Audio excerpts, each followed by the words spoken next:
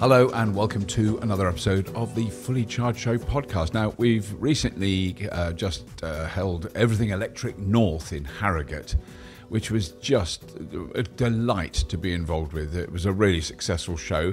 And the first talk that we presented on the first day, on the Friday, was a really uplifting, I think, and insightful conversation with Quentin Willson. Now, Quentin is a long-time friend of the Fully Charged Show, and he knows a few things about the automotive industry. I think it's fair to say that. So for those of you not familiar with Quentin, maybe overseas or whatever, I suspect many of you will have heard of a quite long-running BBC TV show called Top Gear. Well, the two presenters on Top Gear for 10 years during the 1990s were Quentin Willson and a big curly-haired farmer called Jeremy Clarkson. So we've been working with Quentin on a project called Stop Burning Stuff, or Stop BS, which is a tiny but surprisingly effective group of amazing researchers and journalists who try and counter some of the more extreme and insane reports about electric vehicles and clean tech that the British and American press just seem so keen to promote. I cannot imagine why, or whether they have any affiliation or ties with some of the most powerful and influential industries on the planet. I'm not going to mention what they might extract and refine. Let's just leave that there. One thing we didn't mention, though, in the talk is this really good idea that Quentin's had called the Little Book of EV Myths, which aims to be the go-to guide that dispels 21 of the most embedded, incorrect EV misunderstandings and lays down the facts. Yes. So topics in the book include EV fires, pollution, electric car costs and range. The book also examines the use of mining materials for EV batteries and the impact electric vehicles have on the UK grid. So a lot of those questions that you might come up from your annoying uncle / brother / sister / mother / any number of relatives or friends. And it's written in conjunction with the RAC. For those of you outside the UK, the RAC is the Royal Automobile Club. It's posh and proper. It's supported by the Fully Charged Show and the Stop Burning Stuff, and is done in conjunction with Recharge UK. So there'll be links to all that and to how you can get a hold of that book. It's a really useful thing to have around in the show notes for this episode. But now, without more ado, let's get straight on with it and welcome the delightful Quentin Willson to the Fully Charged Show podcast. Love everything electric? Join us live in Canada this September, the South in October, and Australia and London in 2025.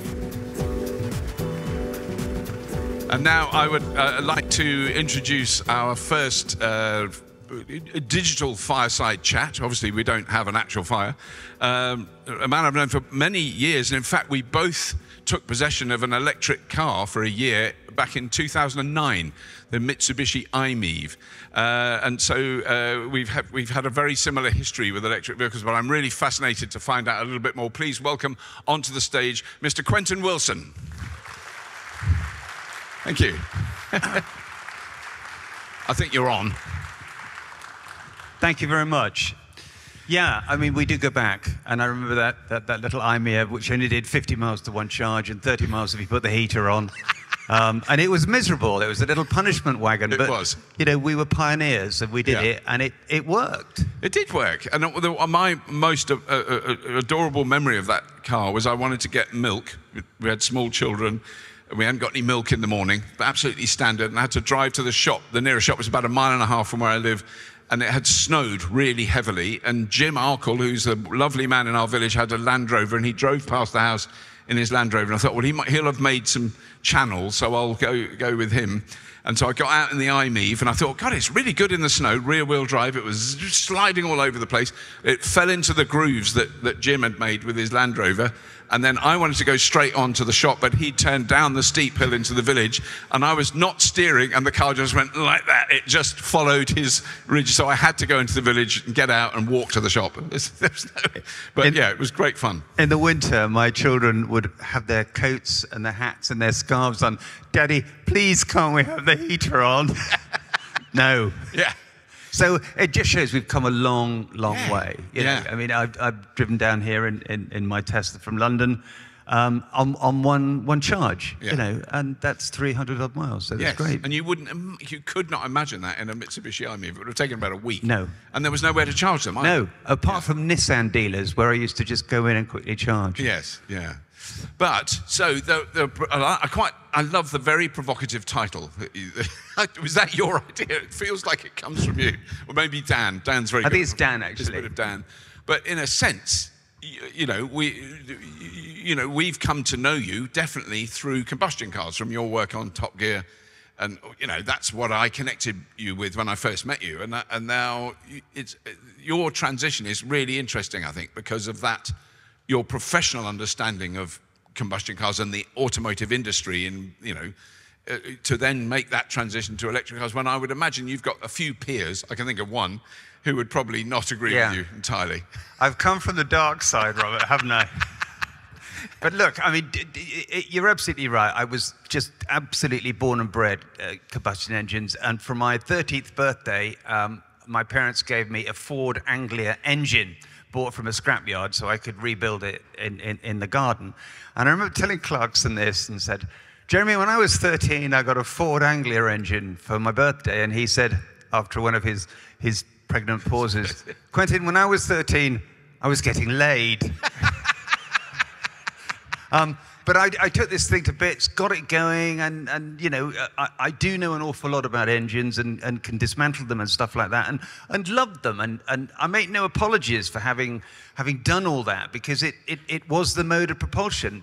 We couldn't go anywhere with our i-MiEVs. And while I was doing all the Top Gear stuff and talking about V12s and V8s and Ferraris and buying a Rolls-Royce Silver Shadow for $5,000, I was still driving electric cars. After the i-MiEV came a Zoe, and then a Leaf, and then on to other stuff. So it's only when it got to 300 miles viable charge that I thought, right, time to give up hydrocarbons and do electrons. But if you think about, all the stuff that goes on in a combustion engine, the whirling cogs and wheels, the change, the combustion, the explosions, the cam belts, it's so much friction and so much kind of heat generated that it is, when you step back and look at it, massively, massively inefficient. 70% of the energy created from that combustion engine doesn't get to the wheels. It's lost in heat. So, it's been a great thing for 130 years. It's brought us liberty, it's brought us freedom, it's brought us this sense of adventure.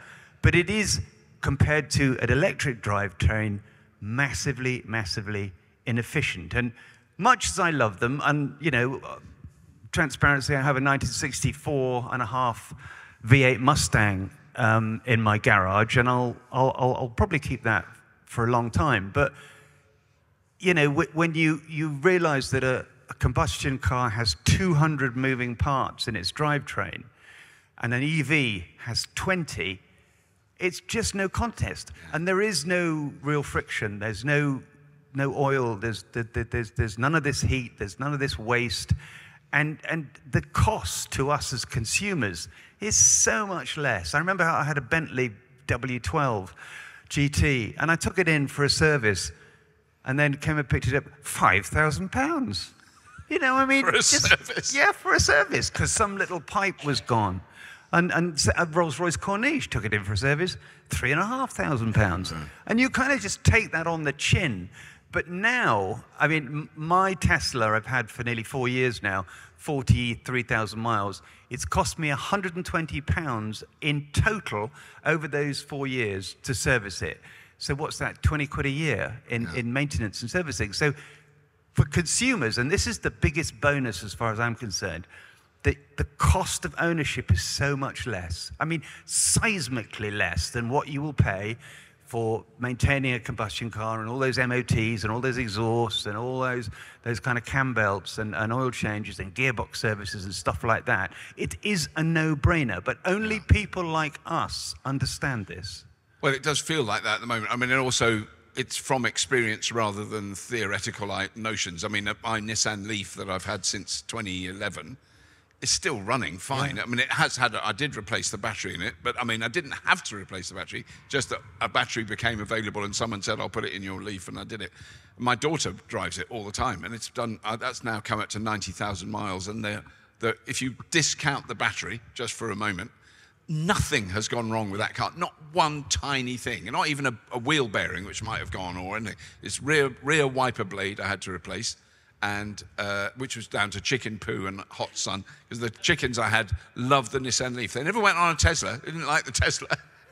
They didn't like Musk. They knew those chickens are intelligent. Yeah. But they went straight on the Nissan Leaf and pooed so much. Chickens can really produce a lot of poo. And it was then out in the sun and it all set. And I put the rear wiper blade on. Bad move. But in terms of longevity, you drove that Tesla in Australia, didn't you? 414,000 miles on the original battery pack? Yes. It was 666,000 kilometres. I mean, that's just epic. And people say, well, the batteries don't last. I did a seminar with the Institute of Advanced Motorists the other day, and they asked them to send questions in, and they're all saying, given an EV only lasts for 4 or 5 years, what's going to happen to the batteries when they fail? Who's going to dispose of them? And all this kind of embedded myth and misinformation, when we know that the life of these first-gen lithium-ion batteries is much, much longer than anybody even dared expect. I'm driving one for the Lex Auto Lease Rally, and it's a Tesla service car. It's a Model S, 8 years old, 160,000 miles, original battery pack, and it is like new. And that, I think, is a message, Robert, that we just are not getting out. That this kind of there's liberty from not having to pay all this money every year, 400 or 500 quid to service an average car, and the MOT and all that sort of stuff. You just don't have that with an electric car. Yeah. No, it is true, and it is those things that, I mean, it was one of the points I wanted to make, and I don't have the figures, but I have heard it before, and I'll try and bring it up on other panels, but it's if you look at energy in terms of kilowatt hours, how far you go on 1 kilowatt hour in an electric car, it's really between 3 and 5 miles, depends on the car. And then how far you would go on a kilowatt hour of energy that is embedded in petrol, and it's in meters. That's the thing. It's not in miles or in kilometers. It's some meters you can go on 1 kilowatt hour. I mean, petrol is a phenomenally energy dense liquid, isn't it? Incredible.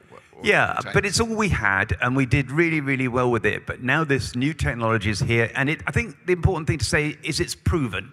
We go back to 2009, all the billions of miles that have been covered in electric cars since then has proved that the technology works. They don't fail, the batteries are reliable. There are 1 million people out there on UK roads who have folded electric cars into their lives and are really, really happy with them. And all we hear is that kind of strident, mischievous voice of anti-EV stuff for various reasons from the mainstream media.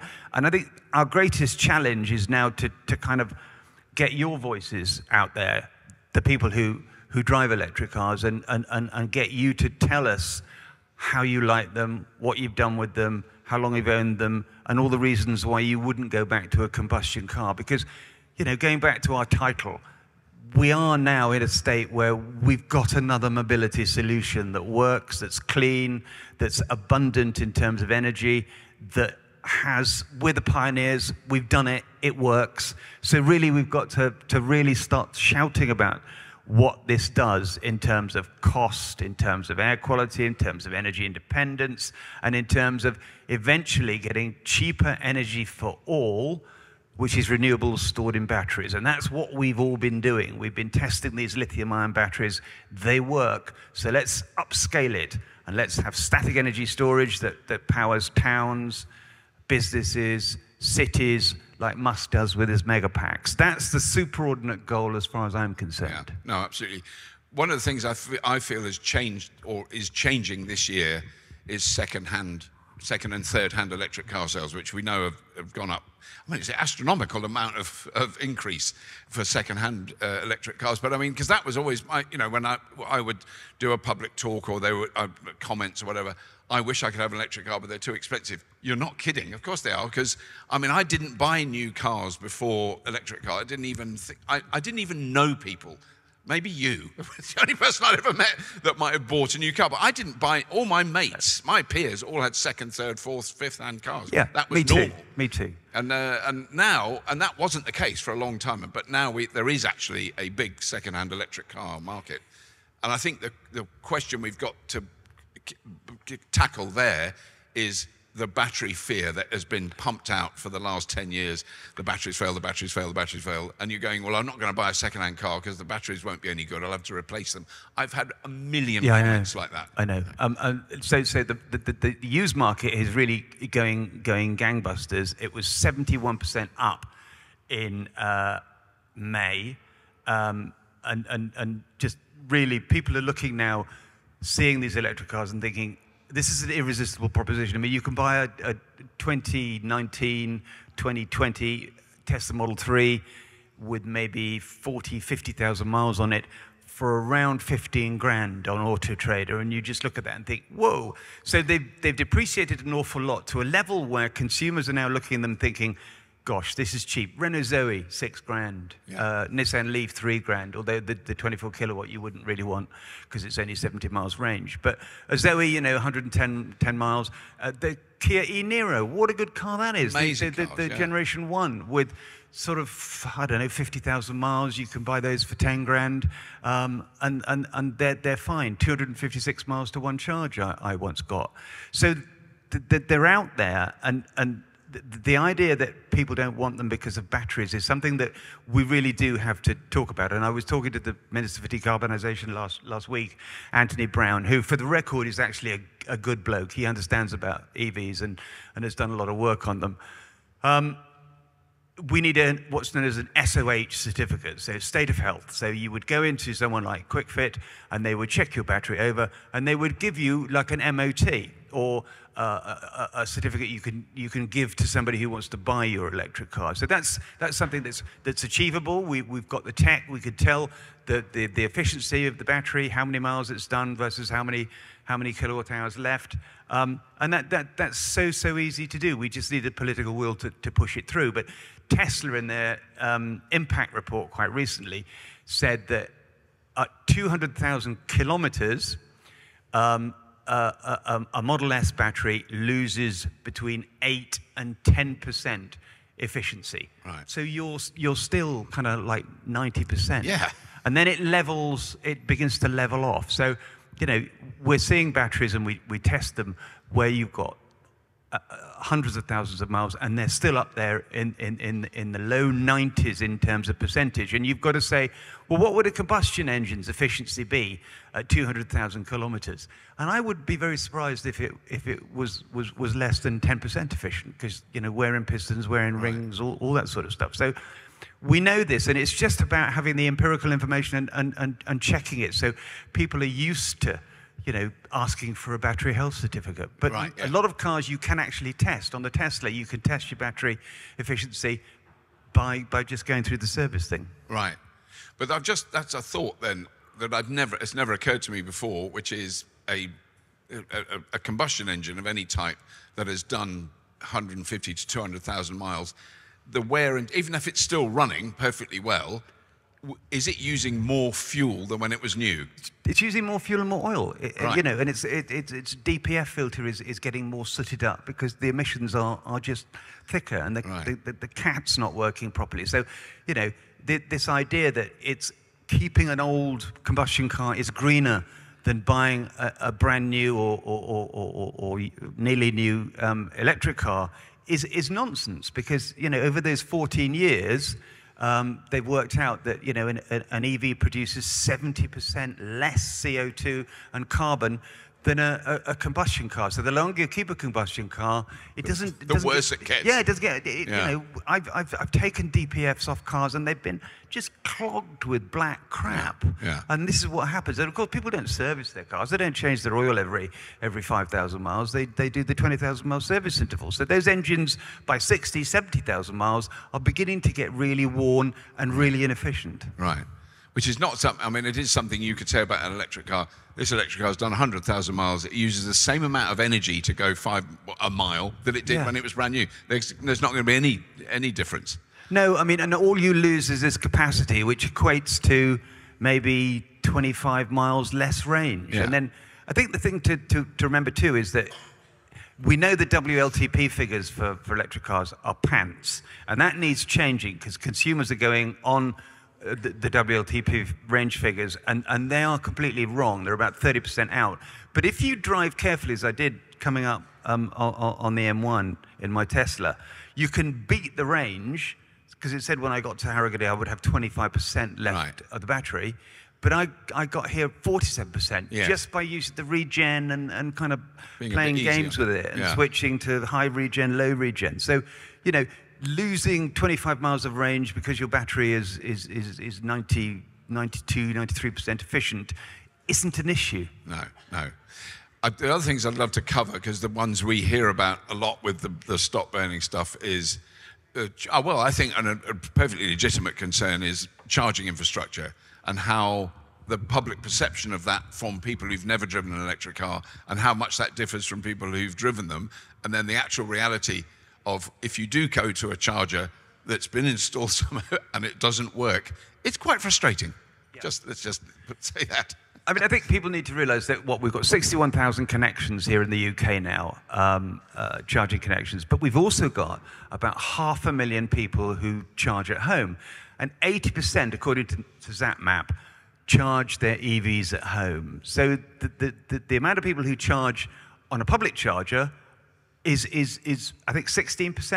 Right. Now, I don't know about you, but I probably use a public charger once every month. Yeah, it's not. And I mean, you know, I will charge at a supercharger here in Harrogate, a Tesla, and that'll be it. And then I'm home. So the idea that we've all got to have these huge amounts of chargers all over the place is kind of a bit faulted. Yeah. We will get to 300,000 chargers by 2030, and we do need to roll out to reassure consumers.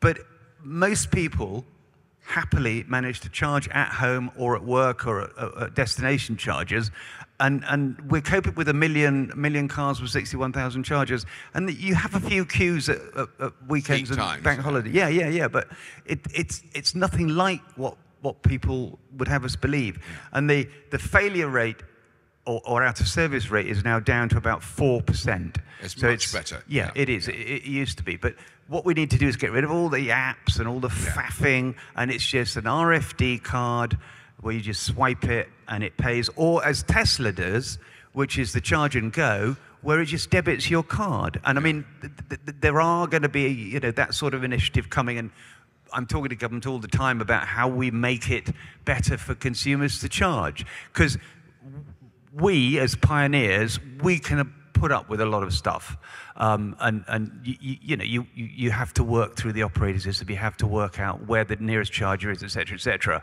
We need to make it completely, what's the word? Not idiot-proof, but foolproof. Frictionless and foolproof. Yeah, completely frictionless, enjoyable experience. And that's the next stage in this journey, to make that charging infrastructure really, really good. And we've published a charging charter along with the RAC, which was praised by the House of Commons Select Committee on Environment and Climate Change. So, we push for that all the time. And it's about making sure that we don't fall behind in terms of infrastructure. And I mean, that, damn, I had it right there, and then it fled. I had a brilliant follow-on question. Quentin, you've been there when it's not there when you want it. It was to do with charging. It was to do with, I know what it was. It is the perception of a charger that looks a bit like a petrol pump, and everyone gets that, and they go, that's where you charge an electric car. I'm trying to put myself in the position of someone who's never driven one. And actually what we need, far more than that, is destination chargers, which you mentioned, is that it's not like 3 ones in the corner at Tesco's with a bit of green paint on the ground. Everywhere you can leave a car, you want a little charge post, super easy to use, and you plug it in when you're not using it, when you're not waiting. I mean, I think that's the critical thing to... Yeah, I mean, it's charge when you can. Yeah. It's graze charging. Yes. And wherever you park, you should be able just to hook it up, be it a hotel or a gym or a supermarket or a leisure centre. But the most important thing also is we've got to get charging prices down, because they are... Oh, that was the VAT I wanted to mention. Yeah, so expensive. Yeah.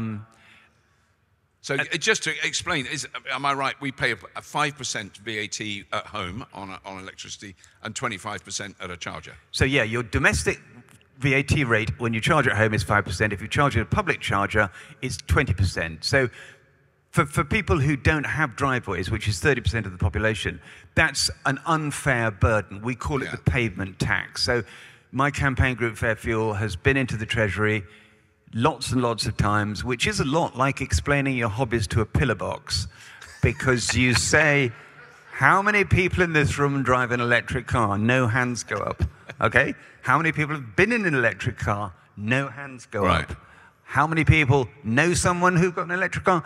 And a few hands go up. And these are the people who are making policy decisions about energy and fuel and VAT. So we've written to them, we've got a load of car manufacturers and energy providers to sign the letter, and I go in and I give them the letter, and they still come back and say, well, we're not sure that the CPOs, the charging point operators, will pass it on. So the next job I have to do, and I was talking to Charge UK yesterday, is I'm going to get every single charging operator to say, yes, Mr. Treasury, we will pass this on to consumers. Right. And then I think, we get a little bit nearer every time. We've worked it out with ZapMap. I had a big meeting with them the other day. It's going to cost £71 million to do this VAT equalisation.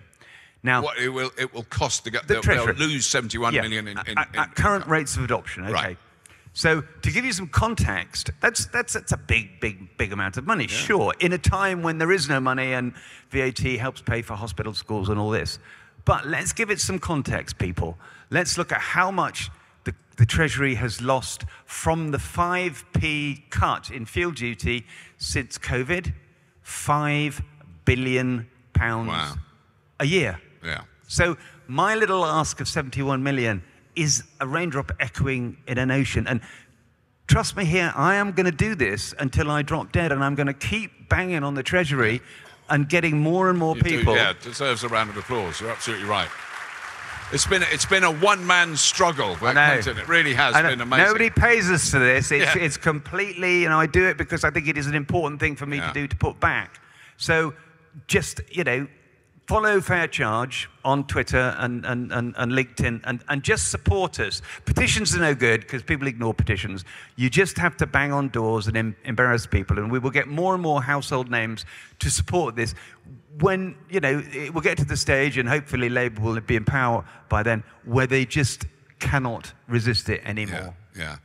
And I mean, it is. I had very briefly an experience in Australia at a town called Yakandanda in northern New South Wales, in northern Victoria, a little market town, maybe 1,000 houses, and they are running Tri, which is totally renewable Yakandanda, to be 100% renewable. They are 100% renewable for a vast amount of time in every year, but there are times but they're trying to get beyond that. But they have a rapid charger in their council car park that I plugged into because I didn't know it was there, and I went, well, we may as well plug in one with there. Tap to pay, it worked. Yeah. How much did it cost? It worked out as just over 10 pence a kilowatt hour on a rapid charger that was giving 50 kilowatts. And I asked the people there, and they went, well, it was 20 cents Australian, 20 cents a kilowatt. And I went, that doesn't make any sense. Other rapid chargers, way more than that when they're in the dollar range. But all the electricity is renewable. It's in their 4 megawatt hour battery that was behind the fence where the charger was. It cost them, as the bloke said, he used the F word, nothing. So he's Australian. And they make a profit. So they make money charging 20 cents, effectively 10p a kilowatt hour.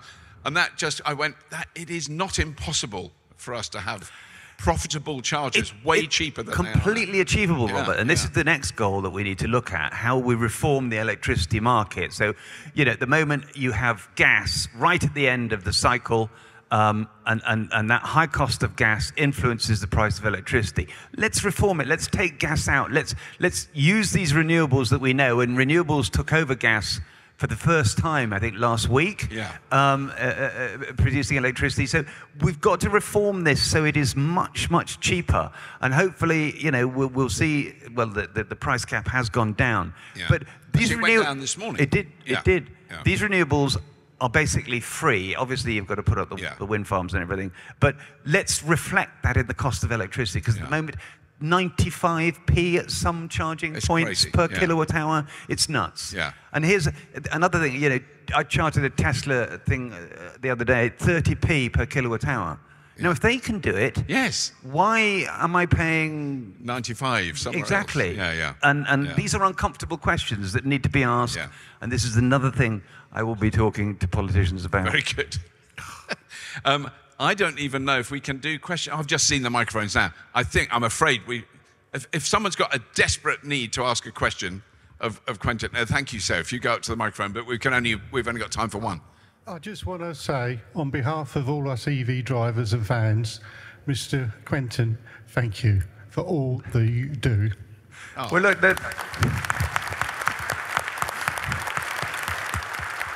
that's really sweet, but you know, say the same thing to Robert, because no, don't. Yeah, look, you've done a huge amount, and collectively as a community, this is what we are doing. We are going to make the UK and ultimately the world, because we're very influential, a better, cleaner place with cheaper energy for all. So what we're doing with EVs, as I said earlier, is only a small part of all this. If we can make, you know, reduce air pollution in our towns and cities, give us energy independence away from all those fossil fuel F-word people, and get cheaper energy. This is one of the greatest things as a society we can achieve. So look, I love it, and I think it's one of the most important things I've ever done. I mean, I think I think it is important to highlight things that you kind of get swept along in the news thing. But there was just a report out by the London City Council about primary schools, so air quality monitors in primary schools in London, and they've had something like a 70% drop in air pollution in those schools where there's kids breathing in pretty toxic stuff. Well, because of all the electric public transport, because of the low emission zone, because of all the stuff that, you know, all the things that have annoyed some people that they've imposed on London and crushed the freedom-loving people of London and not allowing them to drive a Range Rover at 90 miles an hour past a primary school in reverse, have actually made a difference. And I think it's really important to highlight that there is an overarching reason behind all the stuff we do that is making a difference. Completely. And my next campaign is to talk to Sadiq Khan, who wants to drop the clean vehicle discount exemption for electric cars on the congestion charge December 2025, which will reduce the number of electric cars coming into London. So I'm going to have a go at him and make it a big campaign. So we fight on. And also, we've just reprinted our little book of EV myths. Come to the Fair Charge stand and have a free copy. But it's all in here. So if you've ever got one of those fossil fuel shills who says, "Oh, out of my cold dead hands," you can read out the riposte to his remarks about hydrogen or batteries or EVs don't work. Because actually that was the one thing I wanted to mention. We've got a few seconds left. I haven't got it with me, and I'm going to try and dig it out on my phone, is the list of products that we all rely on, a huge wide range that all use cobalt. Because the latest electric car batteries don't use cobalt. So that argument that's been used again and again ad nauseum about only children digging up for your batteries. Well, no, they're digging up for your phone, the paint, your stainless steel, your kitchen knife. Your fuel refining. Your fuel refining. Yeah. Nobody complained about that, did they? No, we were quite happy to use that cobalt for decades. We've just come. Look at that. We've done that beautifully. Quentin. There we go. Robert. Boom. That's it. We've done it exactly on time. Thank you so much for listening. Massive round of applause. Thank you very much. Quentin Willson. Thank you.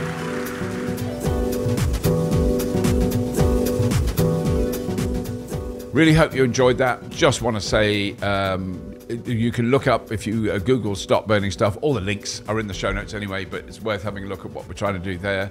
We're funded only by Patreon. We have literally a pea shooter to counteract the colossal army of heavy weaponry that the fossil fuel industry use to spread their FUD. If you don't know what FUD is, look it up. FUD. It's fun, fun, fun all the way. Please do tell your friends about the Fully Charged Show podcast. Please do subscribe yourselves. This is definitely a growing podcast. It's very, very successful. Gets a lot of people listening all around the world. It's extraordinary. But that's it. As always, if you have been, thank you for watching or listening.